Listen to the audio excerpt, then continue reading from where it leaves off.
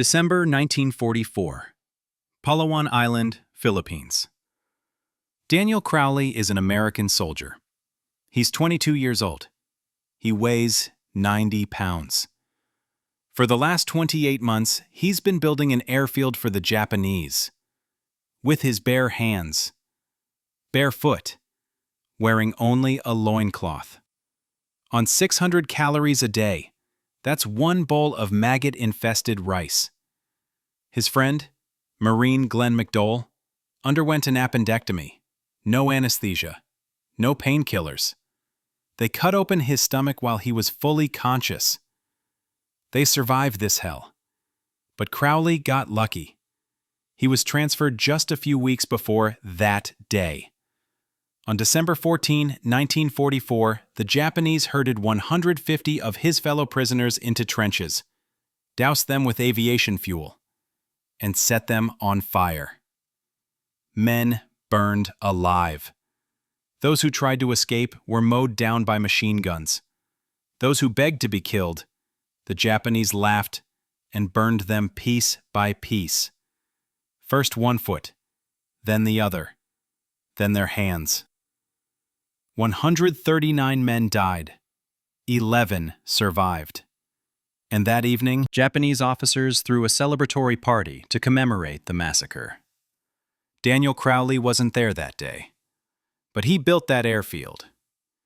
He knew each of those 139 men by name. And he survived because his hatred was stronger than Japanese torture. I survived, he would later say, through an indomitable burning anger and passionate hate. This is the story of an American soldier who walked through hell and refused to break, who refused to surrender when everyone else gave up, who swam 3 miles through shark-infested waters, who spent 3.5 years as a prisoner, losing friends every single day, and who lived to 99 years old so the world would know the truth. If this story moved you as much as it moved me, subscribe to the channel. Here I tell stories about people who went through the unimaginable and survived, about events that get silenced, about truths that must be remembered. One subscription is your vote to make sure stories like this are never forgotten. December 8, 1941, 0930. Nichols Field, Philippines. Private Daniel Crowley stands in the mess hall, a tin cup of coffee warming his hands. The tropical morning air carries the scent of aviation fuel and frangipani flowers. At 19 years old, Crowley has been stationed in what many soldiers call paradise duty, maintaining aircraft in the balmy Philippines, far from the troubles of Europe. 9 hours earlier, Japanese forces attacked Pearl Harbor, but the news has not yet fully penetrated the morning routine at Nichols Field near Manila. Crowley lifts the cup to his lips. Then the world explodes. The first bombs strike the hangars with a sound like mountains collapsing. The ground heaves beneath Crowley's feet. Coffee spills across his uniform as he drops the cup and runs toward the door. Outside, he witnesses the beginning of his 3.5-year descent into hell. Japanese bombers, nearly 100 aircraft, fill the sky in tight formations. They encounter almost no resistance. Beneath them, Nichols Field, with its fuel dumps, machine shops, bomb supplies, and newly arrived P-40 fighters, transforms into an inferno. It was very shocking, Crowley would later testify. You had about 100 of these aircraft, almost totally unopposed, flying back and forth, firing, strafing, bombing at will. They destroyed all the infrastructure of the airfield. The hangars, the bomb supplies, the machine shops, the fuel dumps. Everything was wiped out in one blow. What follows over the next 44 months will test the limits of human endurance.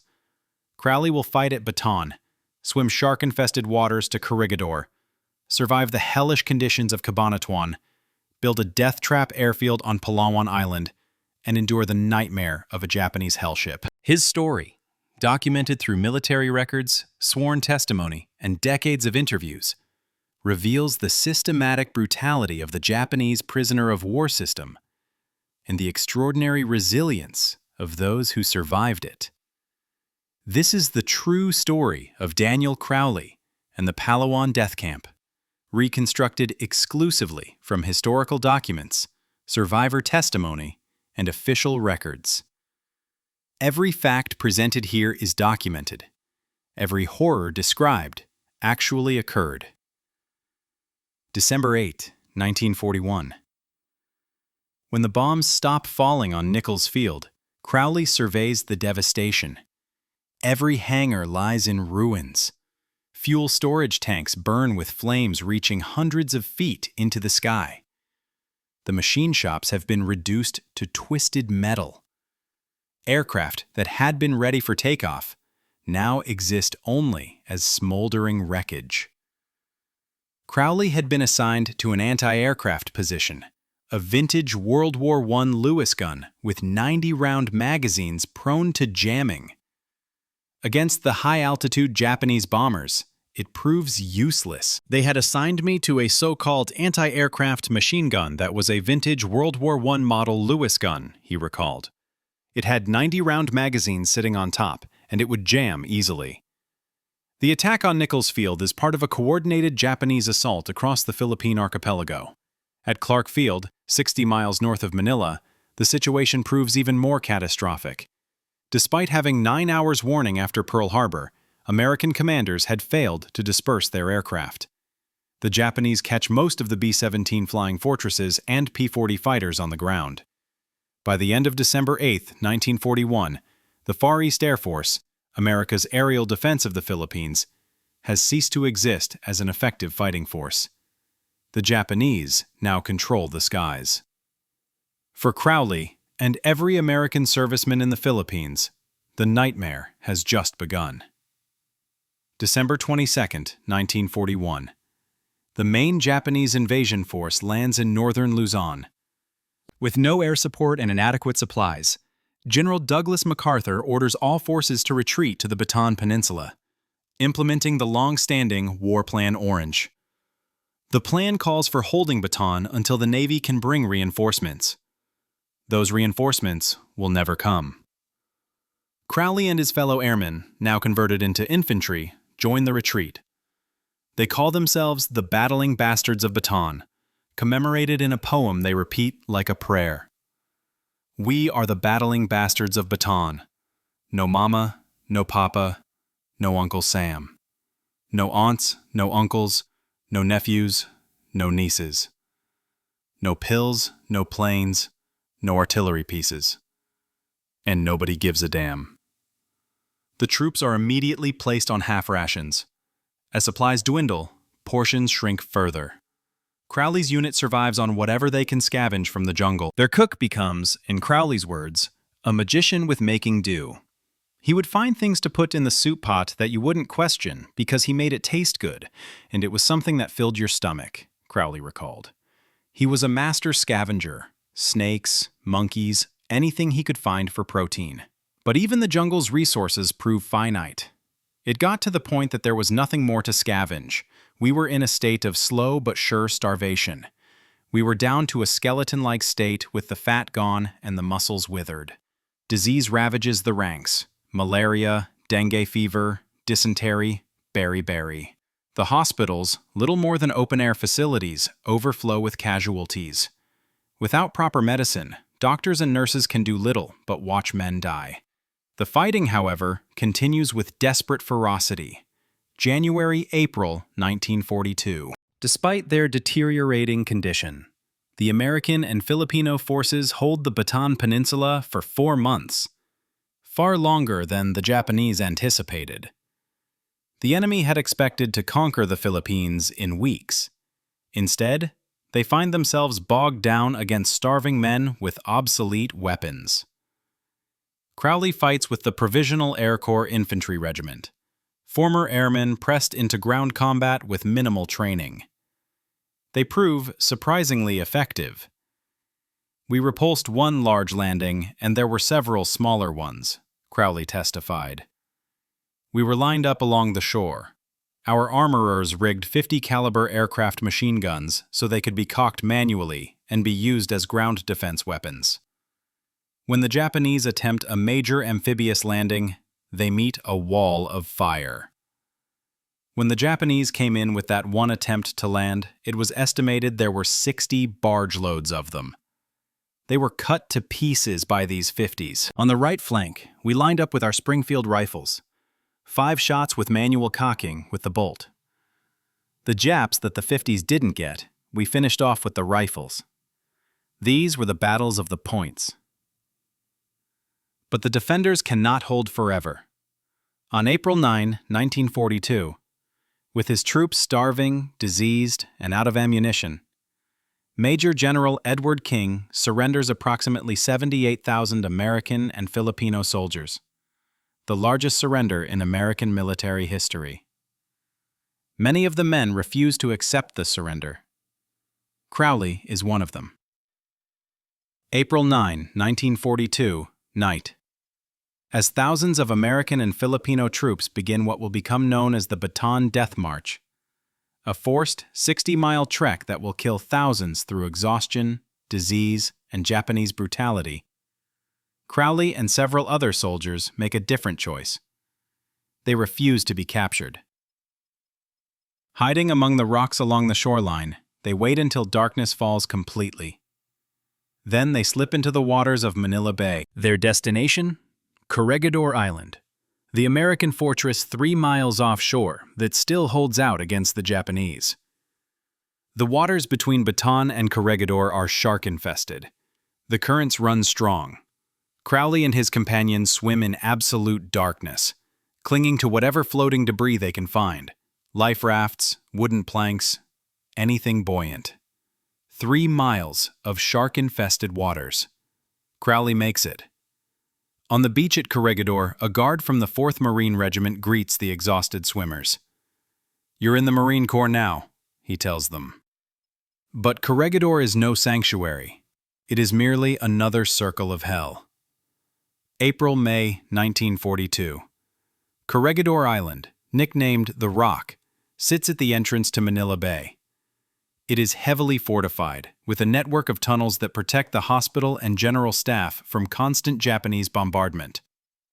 The main tunnel, Malinta Tunnel, becomes home to thousands of soldiers. Crowley never makes it into the tunnel. The shells came in like the proverbial rain, he remembered. He called the soldiers who sheltered inside tunnel rats. The conditions on Corregidor defy description. 12,000 people, soldiers, nurses, civilians, are crammed into a space designed for a fraction of that number. Picture 12,000 starved, diseased people packed into this small area of concrete in this blazing sun, Crowley testified. The Japs set up machine guns on 3 sides. The 4th side was the bay. There was nowhere you could go. Sanitation collapses completely. I believe there was only one water pipe, one small diameter water pipe, about a ½ inch, and it was laid on the surface. The worst problem was the human waste. The ground was literally covered with it. The Japanese bombardment intensifies daily. Then they bring in flamethrowers. Finally, they land a tank on the island. On May 6, 1942, Lieutenant General Jonathan Wainwright, who has assumed command after MacArthur's evacuation to Australia, makes the agonizing decision to surrender all remaining American forces in the Philippines. One well-placed tank shell into the entrance of Malinta Tunnel would kill everyone inside. Wainwright has no choice. The men on Corregidor do not surrender. They are surrendered. May 1942. Unlike the Bataan Death March, the surrender at Corregidor does not immediately result in a forced march. Instead, the Japanese parade their prisoners through the streets of Manila in what becomes known as the March of Shame. The Japanese brought the prisoners back to Manila and forced them to march through the streets, according to historical accounts. They were escorted by young Japanese officers on horseback with drawn swords. The humiliation is deliberate. Filipino civilians line the streets, many weeping at the sight of their defeated defenders. After the parade, the Japanese load the prisoners into railroad boxcars, vintage World War I era 40 and 8 cars, designed to hold either 40 men or 8 horses. The Japanese pack them far beyond capacity. Crowley's description of this journey remains one of the most harrowing accounts of his captivity. Most everyone was suffering from diarrhea, he said. Between the urine and the feces, we were wallowing in it. The floor of the car became a pestilence. That was probably the most horrible thing, and all those years of incarceration, wallowing in the human waste. The 8-hour train journey takes them to Cabanatuan, one of the main Japanese prison camps in the Philippines. What awaits them there will make the train ride seem merciful. June-August 1942. Cabanatuan Prisoner of War Camp, located approximately 70 miles north of Manila, becomes Crowley's next station in hell. Originally designed to hold 10,000 men, the Japanese cram 60,000 prisoners into the facility. The death rate proves astronomical. The death rate got to be astronomical, Crowley recalled. Those who were dying were thrown under the barracks to lie in the dirt. That was called the zero ward, meaning you weren't going to come out of there alive. Men die from malaria, dysentery, beriberi, tropical ulcers, and simple starvation. The Japanese provide minimal food, watery rice soup filled with maggots and insects. Medical supplies are non-existent. As Crowley watches his fellow prisoners waste away and die, he makes a desperate decision.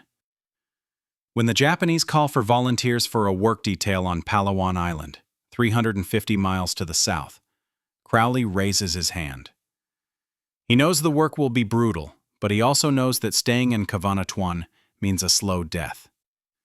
With the known mess he was in, historical accounts state, Crowley jumped at the chance to join a work detail that was sent to the southern Philippine island of Palawan.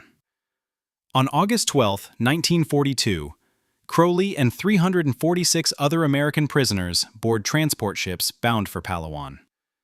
They have no idea they are entering one of the most hellish camps in the entire Japanese prisoner of war system. August 12, 1942. The transport ships carrying Crowley and his fellow prisoners arrive at Puerto Princesa, the main town on Palawan Island.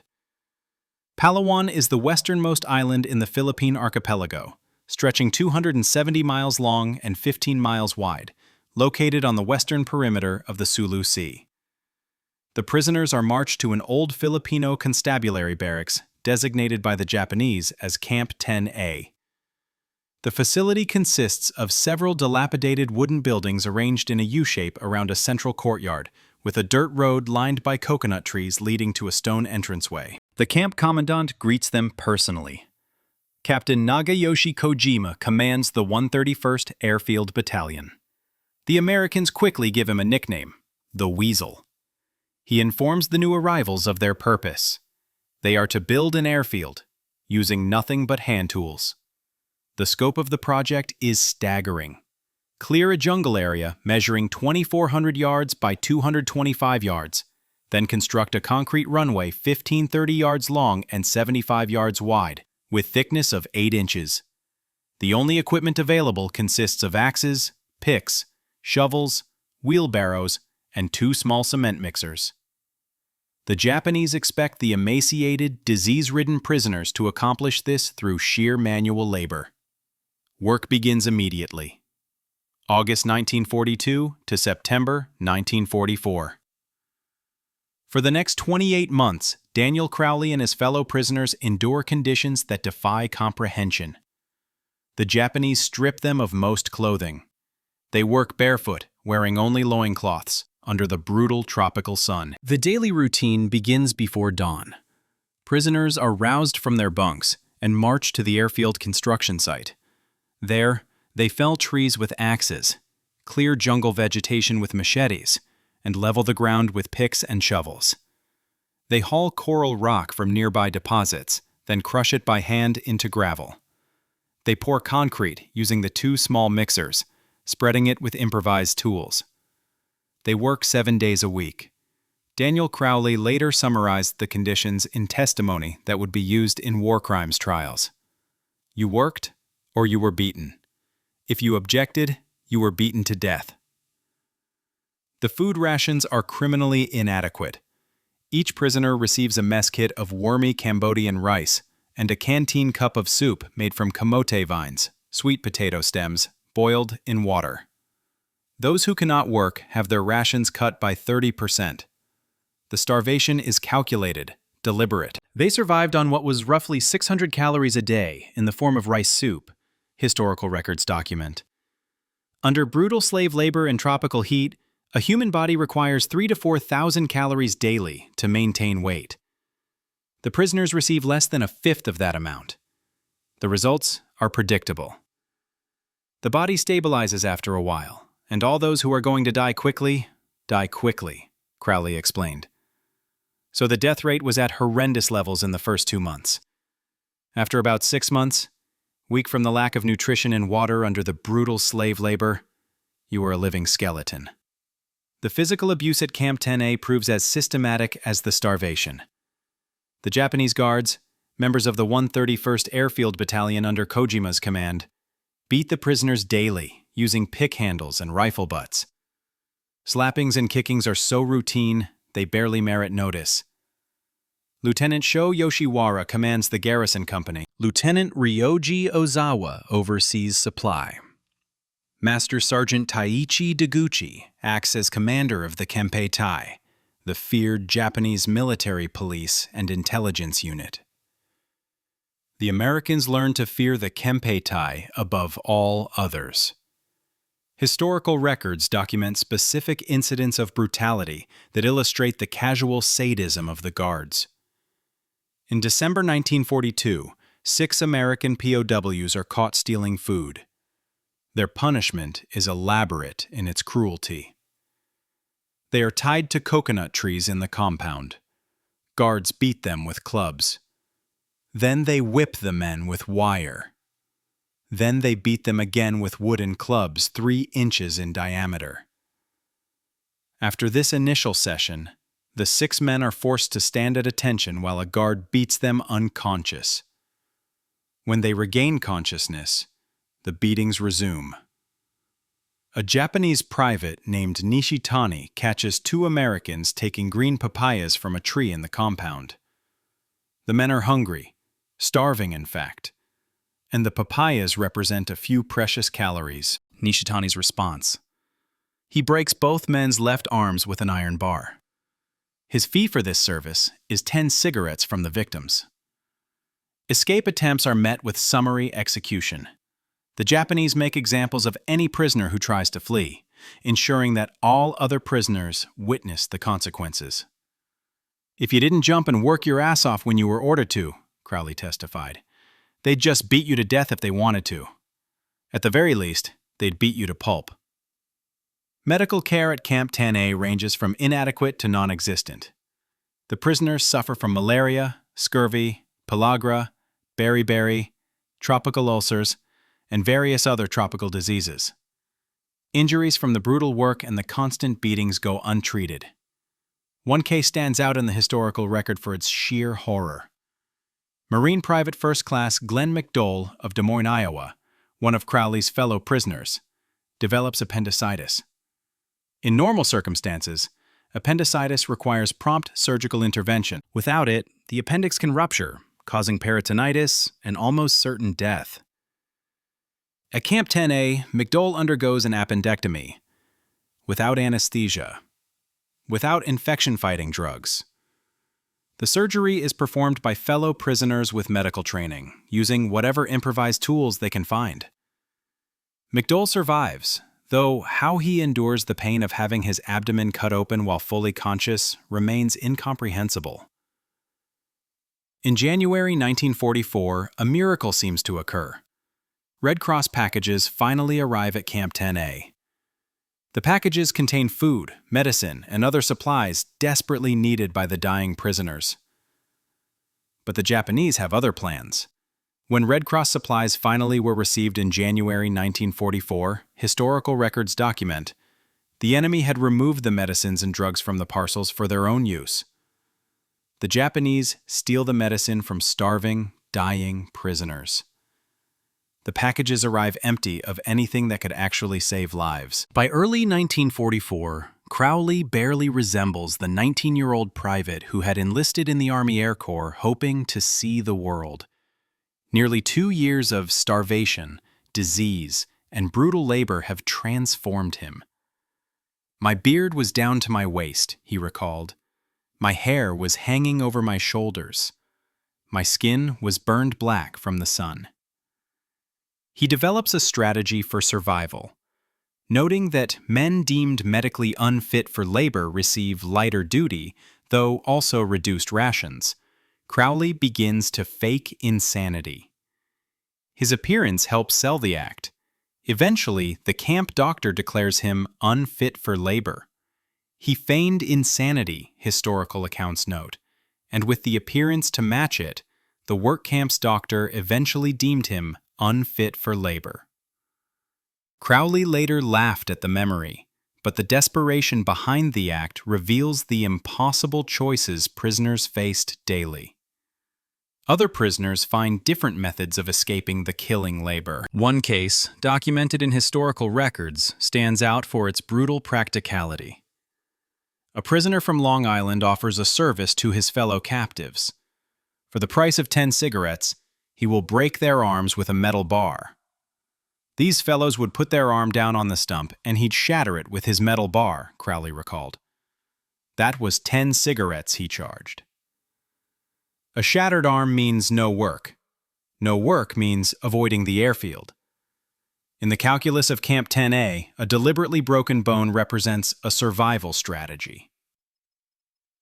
May 1944. Far from Palawan, Japanese military headquarters issues an order that will seal the fate of prisoners across the Pacific. The directive, sent to each Japanese branch camp commander, contains chilling language. The order states, "During an attack on a branch camp by the Allies, the main force shall keep strict guard over POWs. And if there is any fear that the POWs would be retaken due to the tide of battle turning against us, decisive measures must be taken without returning a single POW." Decisive measures. Without returning a single POW. The meaning, though couched in bureaucratic language, is unmistakable.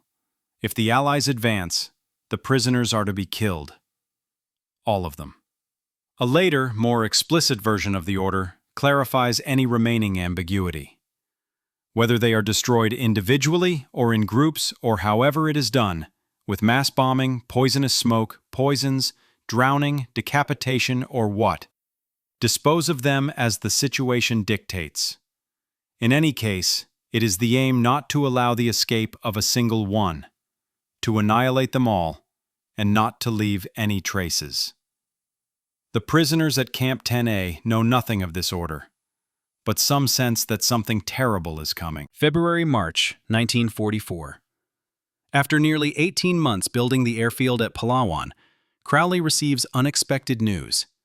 The Japanese are transferring a group of prisoners back to Manila. The airfield is nearing completion. The Japanese have determined that 150 men can finish the remaining work. They select 159 prisoners for transfer back to Manila, and eventually to Japan for additional slave labor. Crowley is among those selected. He will later describe this transfer as the luckiest moment of his captivity. In March 1944, Crowley boards the hell ship Taikoku Maru, bound for Japan. The conditions on the ship defy description. Hundreds of prisoners are packed into the deepest holds with no ventilation. They cannot sit, lie down, or even turn around. They defecate and urinate where they stand. They would prod you in the ass with their bayonets and force you down into the deepest dragoons until they packed human beings so tightly that you couldn't turn around, sit down, lie down, Crowley testified. You just sat in the feces. It's beyond your worst nightmare. The journey takes 17 days. Each day, guards allow a few prisoners to carry buckets of human waste to the deck and throw it overboard. They also permit the disposal of corpses and throw dead bodies over the side, Crowley said. They definitely allowed that every day. Despite the nightmare, Crowley considers himself fortunate. the Taikoku Maru arrives in Japan intact. Other Hell ships are bombed by Allied aircraft, unaware that the unmarked vessels carry American prisoners. Thousands of POWs die in these attacks. Crowley arrives in Japan on April 3, 1944. He will spend the remainder of the war as a slave laborer in copper mines. He will survive. The 150 men he leaves behind on Palawan will not. October 1944. While Crowley labors in Japanese copper mines, the war in the Pacific reaches a turning point. On October 20, 1944, General Douglas MacArthur wades ashore at Leyte, fulfilling his famous promise, "I shall return." The American liberation of the Philippines has begun. On Palawan, the remaining 150 prisoners at Camp 10A noticed the changes immediately. Allied air attacks increased dramatically. On October 19, an American B-24 Liberator bomber attacks Puerto Princesa, sinking 2 enemy ships and damaging several aircraft. On October 28, more Liberators return. They destroy 60 Japanese aircraft on the ground. American morale in the camp soars, but the treatment by the Japanese grows noticeably worse. Rations are cut further. Beatings increase in frequency and brutality. The guards become increasingly nervous, short-tempered, dangerous. The prisoners notice these changes. They do not yet understand their significance. In November, General MacArthur sends a warning to Field Marshal Count Hisaichi Terauchi, the Japanese commander-in-chief in the Philippines. The message states that Terauchi will be held personally responsible for the treatment of POWs, civilian internees, and non-combatants. MacArthur reminds him that these groups must be accorded the dignity, honor, and protection provided by the rules and customs of war. To ensure the message reaches all levels of Japanese command, the Allies drop leaflets throughout the Philippines on November 25th. The warnings have no effect. November 1944. As Allied air attacks intensify, the Japanese force the remaining 150 prisoners at Camp 10A to construct air raid shelters within the prison compound. The shelters consist of 3 long trenches, each approximately 150 feet long and 5 feet deep, covered with logs, palm fronds, and dirt. Shelter A holds approximately 50 men. Shelter B holds 35. Shelter C holds up to 30. The Japanese order that the entrance to each shelter be only large enough to admit 1 man at a time. Small additional shelters, capable of holding 2 or 3 men each, are also constructed. The Japanese position the shelters on the beach side of the camp, near the cliff that overlooks Puerto Princesa Bay. As the prisoners dig, some notice something peculiar about the construction. The shelters seem designed more as traps than protective structures. The single narrow entrances could easily become bottlenecks. The log and earth roofing, while providing some protection from bomb fragments, would also contain fire and smoke. Several prisoners secretly construct a fissure at the back of Shelter C, a hidden opening that leads toward the cliff edge. They conceal this escape route carefully. They do not know that they are literally digging their own graves. December 14, 1944. 2 Olek. The Japanese guards rouse the 150 prisoners from their bunks. This is unusual. Work details typically begin at dawn, not in the middle of the night. The prisoners notice additional guards in the camp, more soldiers than usual. Many shrug this off as a response to the recent increase in Allied air attacks. The men are marched to the airfield to fill bomb craters from recent raids. Marine Corporal Rufus Smith turns to his friend, Marine Corporal Glenn McDowell. "Something is going on, Dole. What the hell do you think is happening?" Neither man knows. The prisoners work through the morning under the hot tropical sun. At approximately 11 o'clock, the Japanese soldiers signal for work to stop. The Americans are marshaled to one side of the runway. Lieutenant Yoshikazu Sato, the officer the prisoners call the Buzzard for his predatory appearance, steps forward. His announcement is brief. "Americans, your working days are over." The prisoners are loaded onto waiting trucks and returned to camp. They do not know that Captain Kojima received orders from Lieutenant General Seiichi Terada the previous evening. The orders state that due to an imminent Allied invasion, the 150 American prisoners are to be annihilated. Each Japanese soldier has been issued 30 rounds of ammunition. December 14, 1944. Approximately 1400. Shortly after the prisoners return to camp, the air raid siren sounds. The siren is an old church bell. 2 American P-38 Lightning fighters are sighted high overhead. The planes are at high altitude and moving away. They pose no immediate threat. Lieutenant Sato screams at the prisoners, "They're coming! Planes! Hundreds of planes!" The 150 Americans are herded into the 3 air raid shelters. The 4 American officers, Lieutenant Commander Henry Carlisle Knight of the Navy Dental Corps, Captain Fred Bruni, Lieutenant Carl Mango of the Army Medical Corps, and Warrant Officer Glenn Turner are directed to a smaller, separate shelter. The prisoners wait in the cramped, dark spaces. They've been through air raid drills before. They expect to emerge when the all-clear sounds. The all-clear never comes. Instead, the prisoners remain in the shelters. Guards position themselves at the entrances. Any prisoner who tries to look out is struck with rifle butts or prodded with bayonets. Navy signalman C.C. Smith refuses to enter his assigned shelter. He questions the order. Lieutenant Sato responds by drawing his sword and splitting Smith's head in 2. The other prisoners scramble into the trenches. More than an hour passes. December 14, 1944. Approximately 15:30. The massacre begins with calculated precision. According to later testimony from Japanese private Tomisaburo Sawa, Captain Kojima appeared and announced it was necessary to kill the POWs. Lieutenant Yoshiwara orders his soldiers to fix bayonets and load 5 rounds, the capacity of a standard Japanese rifle magazine. He personally positions his men around the shelters and ordered those with rifles and machine guns to kill any POW who came out of the air raid shelters. 5 Japanese soldiers approach the first shelter. They carry buckets. The buckets contain high-octane aviation fuel. They douse the shelter entrance with gasoline. 2 other soldiers throw flaming torches. The shelter explodes into an inferno. The small bunker holding the 4 American officers is ignited simultaneously. Inside the first shelter, 50 men are transformed into human torches.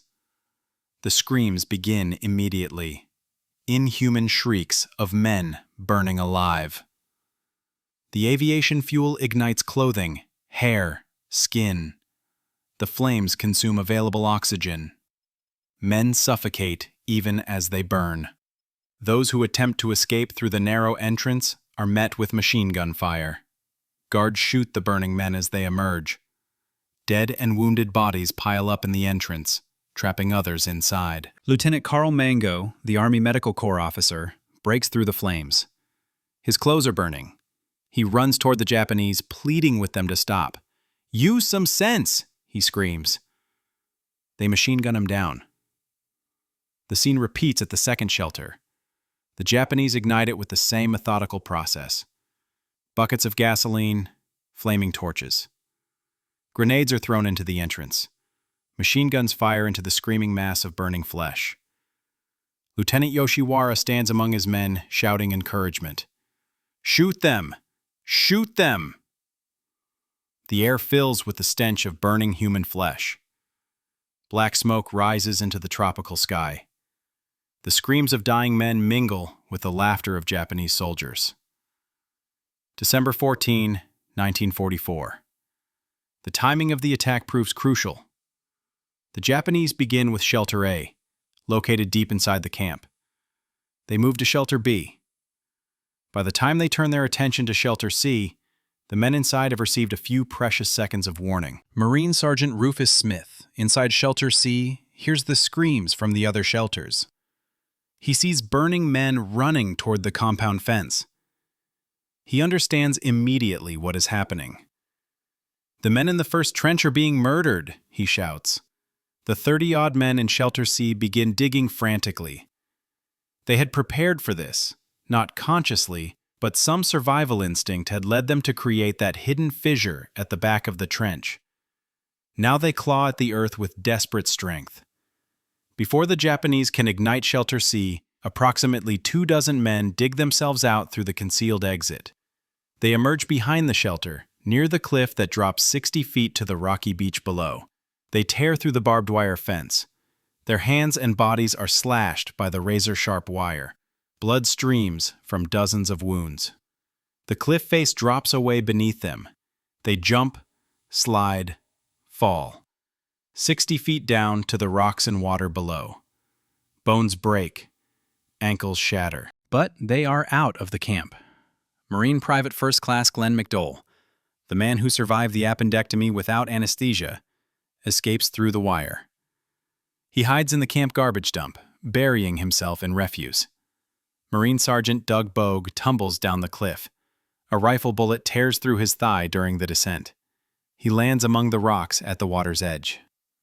The Japanese, seeing prisoners escaping, send soldiers to pursue them. The hunt begins. December 14, 1944. Afternoon. The cliff face and beach below become a killing ground.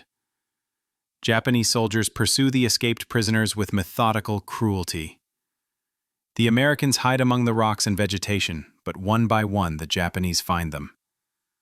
Marine Sergeant Douglas Bogue, hiding behind rocks with a bullet wound in his thigh, later testified, "Maybe 30 or 40 were successful in getting through the fence down to the water's edge. Of these, several attempted to swim across Puerto Princesas Bay immediately, but were shot in the water.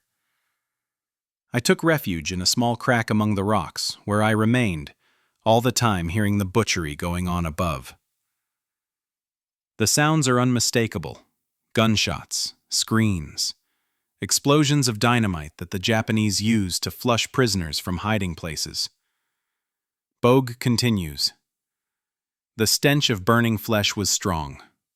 Shortly after this, they were moving in groups among the rocks, dragging the Americans out and murdering them as they found them. By the grace of God, I was overlooked." Corporal Eugene Nielsen of the 59th Coast Artillery hides on the beach, pressed into a crevice between rocks. From his position, he witnesses horrors that will haunt him for the rest of his life. "I saw them run up to the Japs and ask to be shot in the head," Nielsen testified. "The Japs would laugh and shoot or bayonet them in the stomach. When the men cried out for another bullet to end their misery, the Japs continued to make merry of it all and left them there to suffer." Nielsen counts 12 men killed this way, slowly, deliberately, sadistically. Glenn McDowell, buried in the garbage dump, watches as Japanese soldiers hunt his friends. 2 men hide with him initially. One, a military policeman named Charles Street, decides to make a run for the bay. He is shot dead immediately. The second man, Irving August Evans of the 59th Coast Artillery, stands up from the garbage pile. He faces his killers with defiance. "All right, you Jap bastards. Here I am, and don't miss me." They shoot him. Then, they set his body on fire. McDowell remains motionless beneath the refuse. December 14, 1944. The Japanese guards do not simply kill. They torture. Glenn McDowell, from his hiding place in the garbage dump, witnesses an act so depraved that he will testify about it for the rest of his life. "I saw a party of 5 or 6 Japs with an American who had been wounded, poking him along with bayonets. I could see the bayonets draw blood when they poked him. The wounded American cannot walk properly. The Japanese prod him forward like an animal. Another Jap came up with some gasoline and a torch, and I heard the American beg them to shoot him and not to burn him. The plea falls on deaf ears. The Jap threw some gasoline on his foot and lit it, and the other Japs laughed and poked him with their bayonets.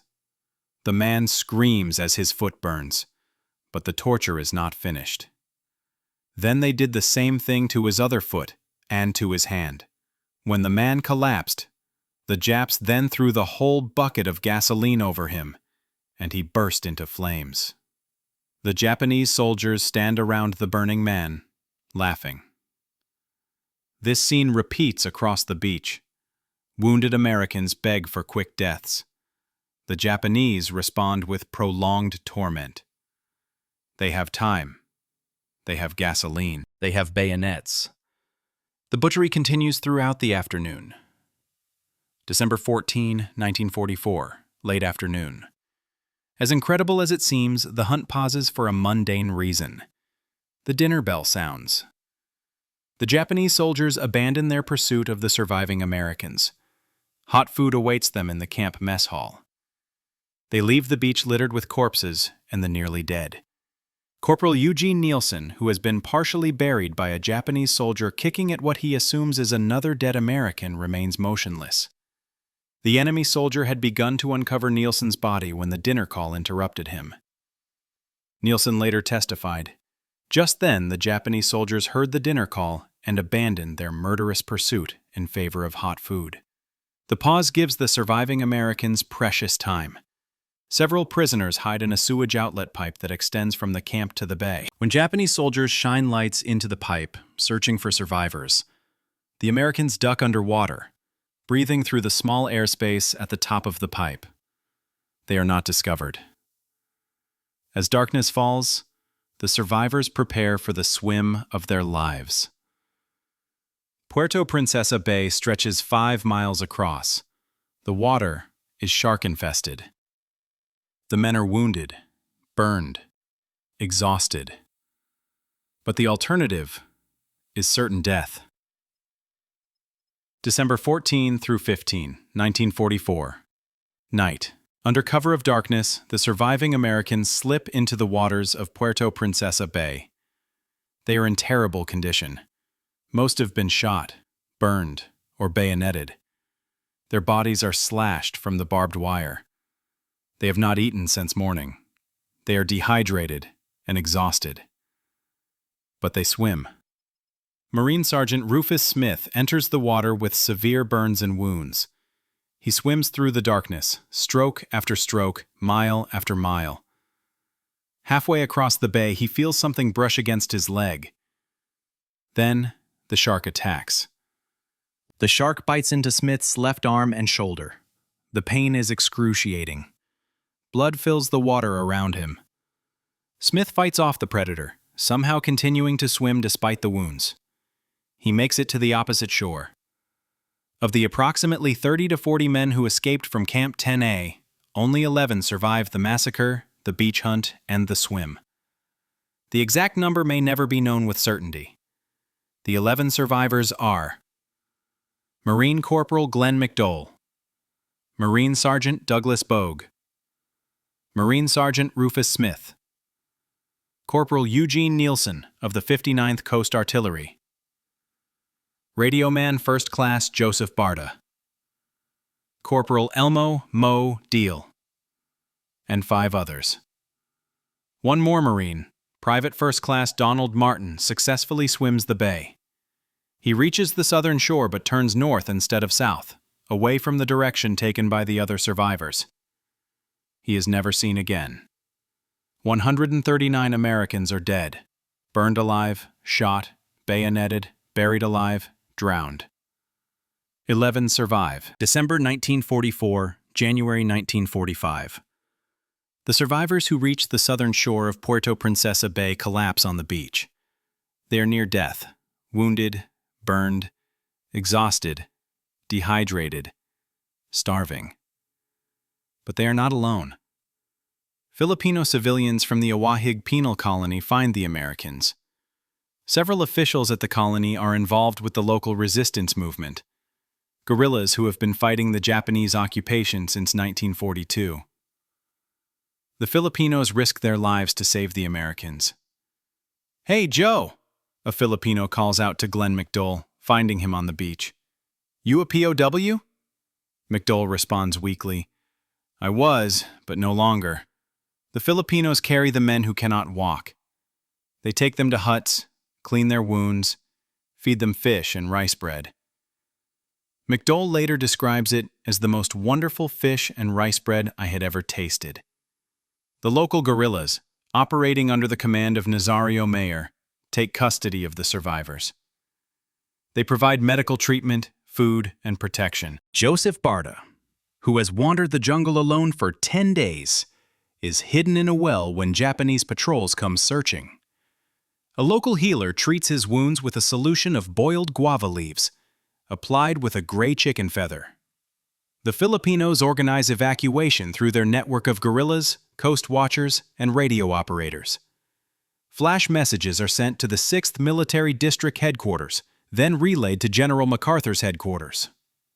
On Christmas Eve, McDowell and Bogue stand on a hill overlooking a Filipino village. Their Filipino escorts stop.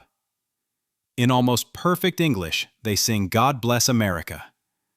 Both Americans break down in tears. One of the Filipinos says, "My friends, you are now in the free Philippines." January 6, 1945. The guerrilla flash report reaches General MacArthur's headquarters at the beginning of January. Major General Charles Willoughby, MacArthur's Deputy Chief of Staff for Intelligence, immediately dispatches aircraft to retrieve the survivors. A U.S. Navy PBY Catalina flying boat, escorted by fighter aircraft, arrives at Brooks Point on the southern tip of Palawan. 6 of the 11 survivors, those who have reached the rendezvous point, are loaded onto the aircraft. Also boarding the plane is an American civilian who has lived in the Philippines since 1898. His son-in-law leads the local guerrilla unit. The Catalina lifts off and flies the survivors to Allied-controlled Morotai. The other 5 survivors are extracted by various means over the following weeks, by guerrilla networks, PT boats, and additional aircraft. All 11 eventually reach Allied lines. Their testimony is immediately taken by intelligence officers. The horror they describe shocks even battle-hardened military men. January 1945. When intelligence officers interview the Palawan survivors, they hear testimony so gruesome that it triggers immediate action. The first 6 men out of the Palawan camp had helped save more than 3,600 other POW lives. Author Stephen L. Moore writes in his book about the massacre. General MacArthur understands immediately that the Japanese intend to execute all prisoners of war rather than allow them to be liberated. The orders found in captured documents confirm this. Annihilate them all, and not to leave any traces. MacArthur orders emergency rescue operations for all POW camps in the Philippines. On January 30, 1945, the 6th Ranger Battalion, working with Alamo Scouts and Filipino guerrillas, conducts a daring raid on Cabanatuan POW camp, the same camp where Crowley had been held before Palawan. The raid liberates 489 POWs and 33 civilians. Similar operations are mounted across the Philippines. The camps at Los Baños and Balabid Prison are liberated in what military historians call some of the most successful rescue operations in modern history. More than 3,600 Allied POWs and civilian internees are saved. The testimony of the Palawan survivors makes these rescues possible. December 14, 1944. Evening. Back on Palawan, while the survivors swim for their lives, the Japanese hold a party. Filipino civilians later report to American authorities that on the evening of December 14, officers from Captain Kojima's command and personnel from the Kempe Tai hold a celebration. They are commemorating the massacre. They drink. They eat hot food. They celebrate the successful execution of 139 unarmed American prisoners of war. Meanwhile, the bodies of the Americans are dumped into the air raid shelters, the same trenches where they were burned alive. The Japanese pour more aviation fuel into the shelters and ignite it again. To make it appear that the shelters sustained direct hits from an American air attack, they throw in dynamite and grenades. The smoke from the fires can be seen across Puerto Princesa Bay. The next day, December 15, 1944, A Japanese sergeant major writes in his diary, "Due to the sudden change of situation, the 150 prisoners of war were executed. Those who escaped were discovered this morning in the Puerto Princesa anti-aircraft trench and were shot. They truly died a pitiful death." The final sentence reveals a trace of humanity beneath the bureaucratic language. They truly died a pitiful death. March 1945. American forces of the 186th Infantry Regiment, 41st Division, liberate Palawan on February 28, 1945, as part of Operation Victor III. When they reach the site of Camp 10A, they find evidence of the massacre that confirms the survivors' testimony. The 601st Quartermaster Company, under Major Charles Sims, excavates the burned shelters. Their official report documents the horror. 26 skeletons, some still with flesh on the bones, were found piled 4 and 5 high in one excavation. The skulls of these skeletons either had bullet holes or had been crushed by some blunt instrument. These are the bodies of prisoners who were shot or bludgeoned, then thrown into the shelters after the initial massacre. Most of the bodies were found huddled together at a spot furthest away from the entrance. This would indicate that they were trying to get as far away from the fire as possible. The men had crawled to the back of the trenches, desperate to escape the flames. They died there, piled on top of one another. In 2 dugouts, bodies were found in a prone position, arms extended, with small, conical holes at the fingertips showing that these men were trying to dig their way to freedom. They had clawed at the earth with their bare hands, trying to escape. Their fingernails wore through. Their fingertips wore through. They dug until they died. The 601st Quartermaster Company reports 79 individual burials and many more partial burials. The evidence is overwhelming. August 2nd, 1948.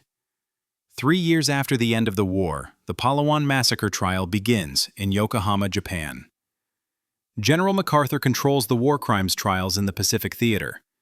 33 Japanese are charged with war crimes related to the massacre. 16 are put on trial. Several survivors, including Glenn McDowell and Douglas Bogue, travel back to the Far East to testify against their former captors.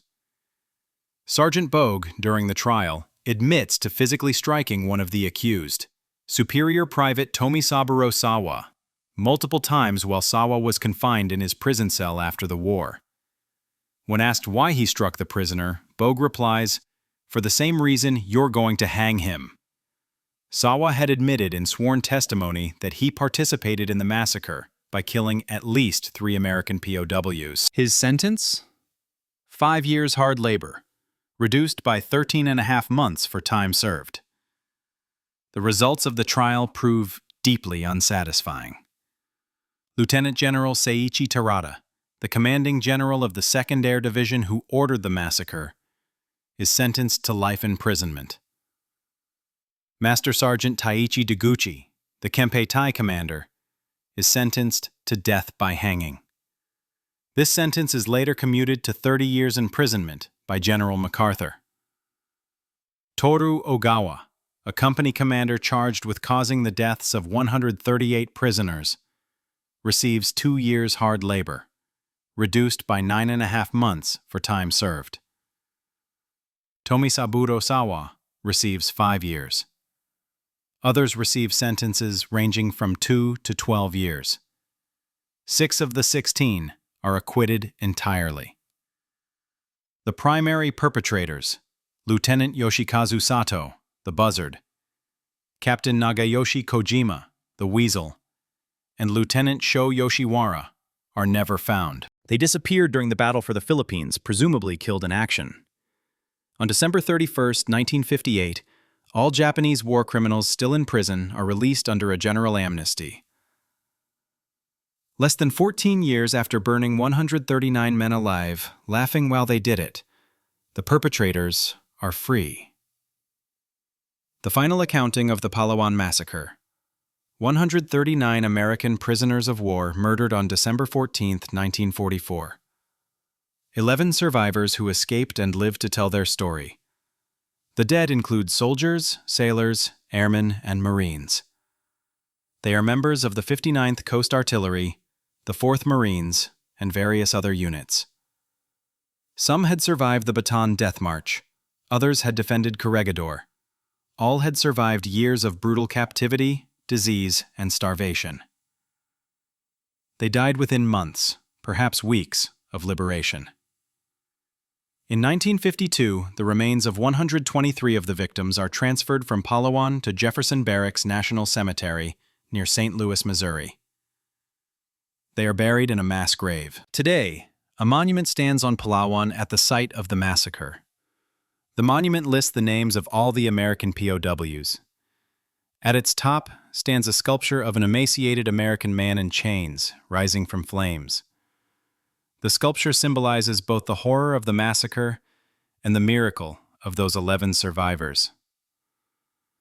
While the massacre occurs on Palawan, Daniel Crowley labors in Japanese copper mines 2,000 miles away. In Japan, Crowley works first at a Hitachi-owned mine, then at the Ashio copper mine owned by Furukawa Company. The conditions are brutal. 2,000 feet below the surface, in cramped tunnels, with minimal food and constant abuse. "We were slaves at the Furukawa copper mine," Crowley recalled. He had a sadistic pleasure, the controller of the cable and winch seemed to get, in letting the bucket filled with men free fall for 1,900 feet before it careened to a stop. The miners walk through waist-deep snow to reach their wooden barracks. The Japanese provide 2 or 3 fist-sized clumps of charcoal to heat the entire structure. Hundreds of slaves were packed in. American slaves, Crowley said. How does Crowley endure? "I simply believe I was blessed by a strong father with a strong mind who imparted some of his genes to me so that I could make it," he said. "I just pretended it was normal to get in that bucket with about 20-25 other people and drop at an alarming rate for brutal slave labor. Every day was a new milestone. It actually got to the point where it was the normal way to live." He also survives on hatred. "I had a tenacious desire to live, I guess. I was going to beat it." He fixates on making the sons of bitches pay if I could someday. On August 6, 1945, the United States drops an atomic bomb on Hiroshima. 3 days later, a second bomb falls on Nagasaki. On September 2, 1945, Japan formally surrenders aboard the USS Missouri. 2 days later, September 4, 1945, Daniel Crowley is liberated. He has been a prisoner of war for 3 years and 4 months. September 1945. When Crowley is liberated from the copper mine, he weighs approximately 90 pounds. He is covered in tropical ulcers, weakened by malaria and various other diseases. His body bears the scars of countless beatings. He returns to Connecticut, to his family in Greenwich. The youngest of 6 brothers, he is welcomed home by parents who had feared he was dead. But the homecoming is complicated. After the war, he found a stigma followed those who had been prisoners of the Japanese military, historical accounts note. Major companies wouldn't hire them. His older brother told him not to tell anyone he was a POW. The reason, Crowley discovered, was a pervasive assumption about former POWs. They felt you couldn't be mentally balanced if you had been through this nightmare. Crowley enters sales, working on commission, where his past matters less than his results. He marries, has 2 children, builds a life. But the nightmares never stop. 2 or 3 nights a week, he said in a 1973 interview, I wake up in cold horror of it. As decades pass, the nightmares increase. It's up to almost every night now, he said in 2021 at age 98. Throughout his long life, Crowley is frequently asked about forgiveness. Can he forgive the Japanese for what they did? His answer is consistent and unequivocal. I couldn't forgive, he said. How could I forgive? The question seems incomprehensible to him. Forgive the men who burned his friends alive? Forgive the guards who laughed while torturing dying men? Forgive the system that worked prisoners to death while stealing their medicine? I survived, he said, by an indomitable burning anger and passionate hate, and good luck. The anger and hate kept him alive when his body should have died. They sustained him through the hell ship, the copper mines, the endless brutality. Some survivors find peace through forgiveness. Crowley does not. How could I forgive? The question hangs in the air, unanswered and perhaps unanswerable. January 4th, 2021. 76 years after his liberation, 98-year-old Daniel Crowley finally receives official recognition for his service. At a ceremony at Bradley Air National Guard Base in Windsor Locks, Connecticut, Crowley is presented with his long-overdue sergeant's chevrons. Army records show he had been promoted in October 1945, but no one had ever informed him.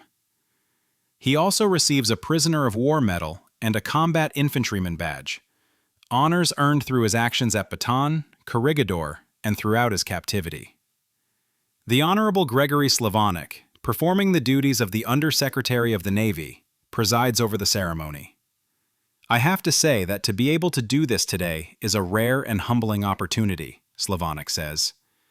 He truly represents members of the greatest generation, who did so much but asked so little from their country. The valor and professionalism demonstrated by you, Dan, has earned you a permanent place in the heart of every American. Crowley, wearing his new sergeant's chevrons, accepts the honors with characteristic humor and humility.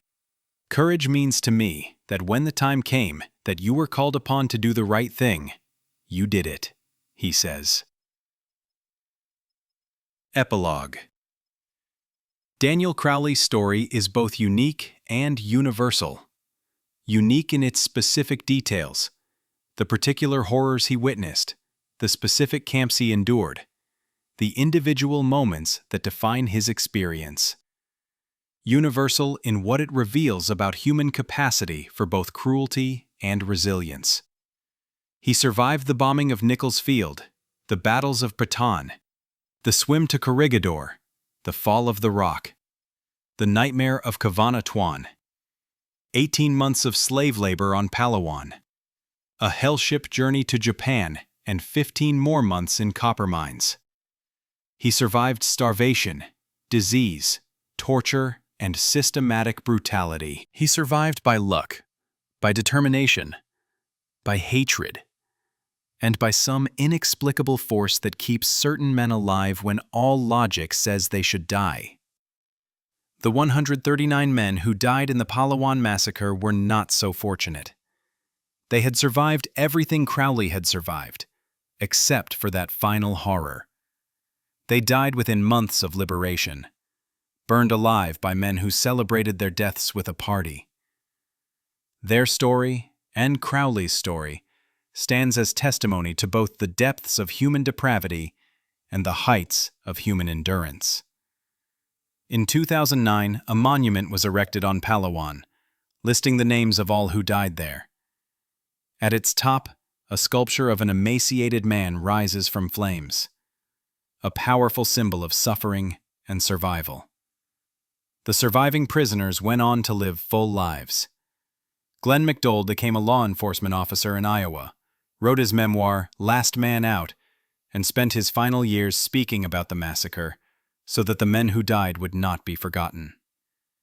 He died in 2008. Rufus Smith, despite his shark attack wounds, returned to civilian life. His descendants visit the monument on Palawan, honoring their ancestors' survival. The other survivors scattered across America, carrying their memories with them. As of this writing, very few survivors of the Palawan camp, whether massacre survivors or those like Crowley who were transferred before December 1944, remain alive. The youngest would be in their late 90s.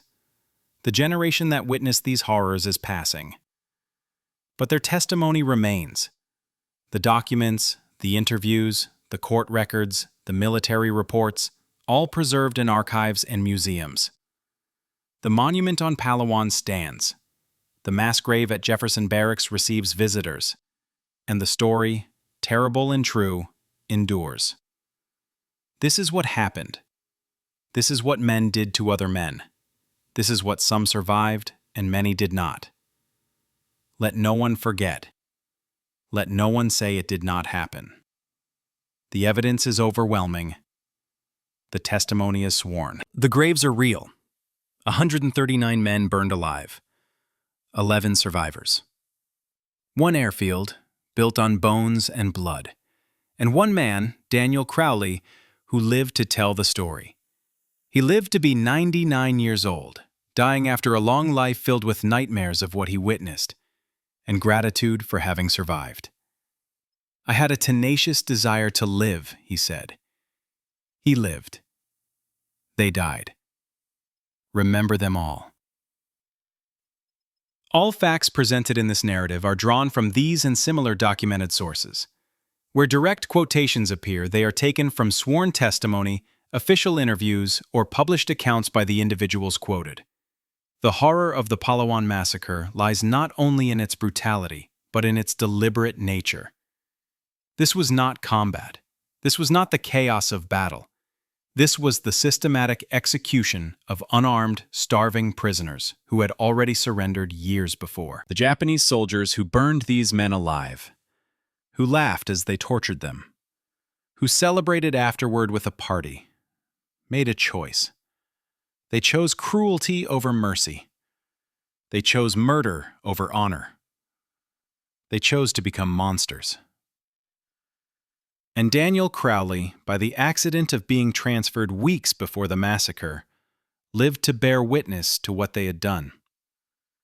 His testimony, and the testimony of the 11 survivors, ensured that the world would know the truth.